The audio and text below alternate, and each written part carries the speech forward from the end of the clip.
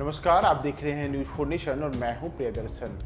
बिहार के उप मुख्यमंत्री तेजस्वी यादव की मुश्किलें एक बार फिर से बढ़ गई हैं। दरअसल आईआरसीटीसी घोटाले में तेजस्वी यादव की जमानत की याद खारिज करने के लिए आज सीबीआई ने दिल्ली की रोज एवेन्यू कोर्ट में अर्जी दी है और इसके साथ ही तेजस्वी यादव, जो अब तक आईआरसीटीसी घोटाले में जमानत पर चल रहे थे, ऐसा संभव है कि आने वाले दिनों में जब 28 सितंबर को इस मामले में तेजस्वी यादव अपनी सफाई कोर्ट में पेश करेंगे, तो उस दौरान अगर कोर्ट उनसे इस मामले में संतुष्ट नहीं होता है तो उन्हें इस मामले में आगे जेल भी जाना पड़ सकता है। लेकिन आज जो मैं आपसे बात करूं, ये मुख्य यह है कि इस मामले में जहां अब तेजस्वी यादव की मुश्किलें बढ़ रही हैं, तो क्या तेजस्वी यादव की इन मुश्किलों के बढ़ने का असर नीतीश कुमार की सरकार पर भी पड़ेगा?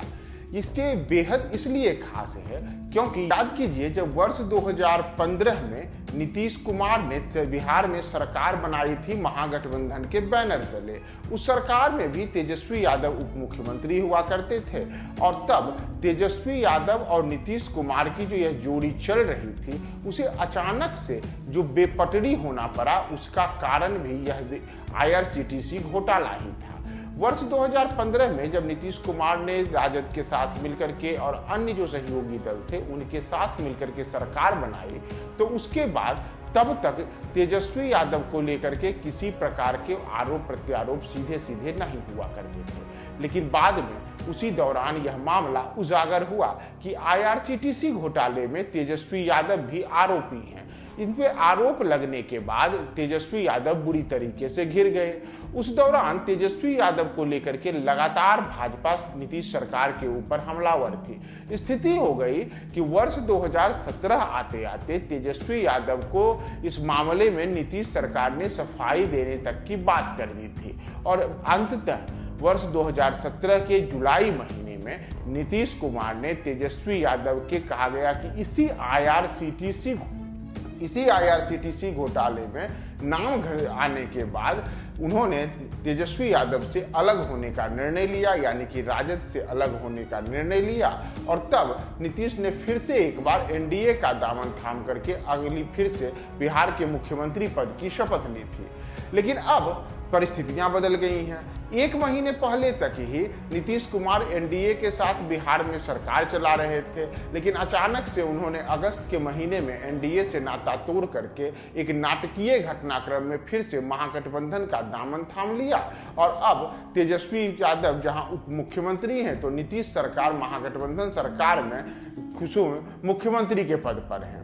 लेकिन एक बार फिर से वही आईआरसीटीसी घोटाला इस सरकार का बड़ा पेच बन दिख रहा है, क्योंकि इसी आईआरसीटीसी घोटाले में की नाम लेकर के जिस प्रकार से 2017 में भाजपा तेजस्वी यादव पर और नीतीश सरकार पर हमलावर हुई थी, वही आईआरसीटीसी घोटाला एक बार फिर से उजागर हुआ है। इसी को लेकर के एक बार फिर से सीबीआई ने तेजस्वी यादव पे शिकंजा कसने की तैयारी की है।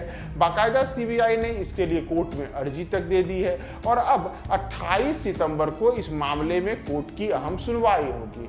तो क्या सबसे बड़ा सवाल है कि जो नैतिक कारणों से पिछली बार जब नीतीश कुमार ने तेजस्वी यादव से राजद से अलग होकर के एनडीए की सरकार बना ली थी, तो क्या इस बार भी अगर किसी कारण से तेजस्वी यादव इस मामले में बुरी तरीके से फंस जाते हैं, कोर्ट का फैसला उनके अनुकूल नहीं रहता है, तो क्या फिर से नीतीश सरकार पे एक नई फांस आ जाएगी?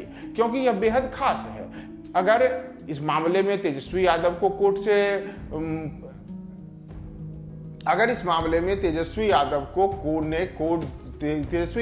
कोर्ट ने जमानत खारिज कर दी, तो उस स्थिति में तेजस्वी यादव को जेल जाना भी पड़ सकता है। यहां तक कि अगर इस मामले में जो जांच की प्रक्रिया है, वह जांच की प्रक्रिया तेज हुई, तो लालू परिवार के जो अन्य सदस्य हैं उनकी मुश्किलें भी बढ़ेंगी और इसी स्थिति में नीतीश कुमार के सामने बेहद विकट स्थिति पैदा हो सकती है।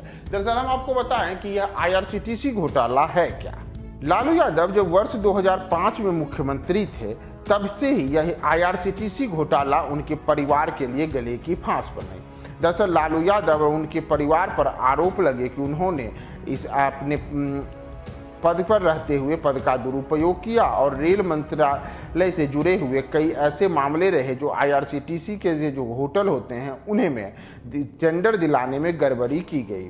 दरअसल होटल से जुड़े विज्ञापन और टेंडर की प्रक्रिया में बदलाव करने का आरोप भी लालू यादव पर लगा। आरोप के मुताबिक लालू ने एक टेंडर भरने वाले को धमकी भी दी। दरअसल सुजाता होटल ने बेली रोड की कीमती जमीन लालू के करीबी प्रेम गुप्ता की कंपनी डिलाइट मार्केटिंग को दी। प्रेम गुप्ता ने अपनी कंपनी के शेयर राबड़ी देवी और तेजस्वी यादव को बेच दिए। इस कंपनी के जरिए जमीन पर लालू के परिवार का कब्जा हो गया। यह पूरा मामला ऐसा है कि इसकी शुरुआत वर्ष 2005 में हुई जब लालू यादव रेल मंत्री थे। झारखंड के रांची और ओडिशा के पुरी में रेलवे के 2 होटलों को मैसर सुजाता होटल प्राइवेट लिमिटेड को लीज पर दिया गया। आरोप है कि होटल को लीज पर देने के लिए टेंडर के नियमों में ढील दी गई और जब होटल लीज पर मिल गया तो इसके बदले डिलाइट मार्केटिंग कंपनी ने पटना में 3 एकड़ जमीन मिली। ये जमीन चाणक्य होटल के डायरेक्टर विनायक कोचर ने 1,47,00,000 रुपए में बेची, जबकि बाजार में उस वक्त उस जमीन की कीमत करीब 2 करोड़ रुपए आंकी गई। डिलाइट मार्केटिंग कंपनी आरजेडी सांसद प्रेमचंद गुप्ता की पत्नी सरला गुप्ता के नाम पर थी। सीबीआई का कहना है कि ये कंपनी लालू परिवार की बेनामी कंपनी थी। 2014 में डिलाइट मार्केटिंग कंपनी के शेयर लारा प्रोजेक्ट के नाम पर ट्रांसफर कर दिए गए। कहा गया कि लारा प्रोजेक्ट कंपनी में लालू की पत्नी राबड़ी देवी और बेटी तेजस्वी यादव डायरेक्टर हैं। जब ये सारे शेयर डिलाइट मार्केटिंग कंपनी से लारा प्रोजेक्ट में ट्रांसफर हो गए तब इस जमीन की कीमत करीब 32 करोड़ रुपए हो गई।